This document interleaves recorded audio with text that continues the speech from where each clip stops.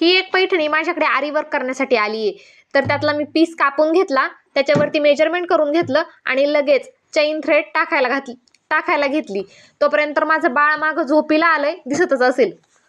Simply एक chain thread टाकस तोपर्यंत ती शांत बसली. त्याच्यानंतर ती खूप रडायला लागली. तिला मी झोपवलं आणि हा ब्लाऊज असा बॅक वर्क करून घेतला.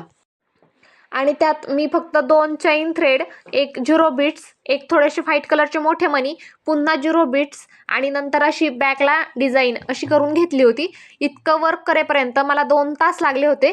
2 तास होऊन गेले आणि बॅकचं फिनिशिंग याचं पाहू शकता. जितकं क्लिअर बॅकचं फिनिशिंग असतं तितकंच वर्क समोरून खूप छान झालेलं असतं आणि याची फिनिशिंग तुमच्या लक्षात येतच असेल. कॅमेऱ्यात किती क्लिअर दिसतंय माहित नाही, पण समोर ते खूप छान दिसत होतं. आजच्या पुरतं इतकंच वर्क बास म्हटलं. आणि मानपाट कितीही एक झाली असली तरीही काय स्वयंपाकाला सुट्टी. रानात जाण्याआधीच सासूबाईंनी मला सांगितलं होतं आज तूप करायलाच पाहिजे, म्हणून हे तूप बनवायला घेतलं. डायरेक्ट मिक्सरला गोळा करून घेतला आणि तूप काढवायला ठेवलं. मी तूप कसं बनवते याचा व्हिडिओ आपल्या चॅनलवरती आहे, त्याच्यामुळे रेसिपी नाही शेअर करत. लगेच मी स्वयंपाकाला लागले होते. एका गॅसवरती भात लावला, एका गॅसवरती तूप काढवायला ठेवलं. त्याआधी मी चहा केला होता. आजची मलाई न साठवता असा मलाई चहा घेतला. आजचा व्हिडिओ तुम्हाला कसा वाटला कमेंट करून नक्की सांगा. Bye bye.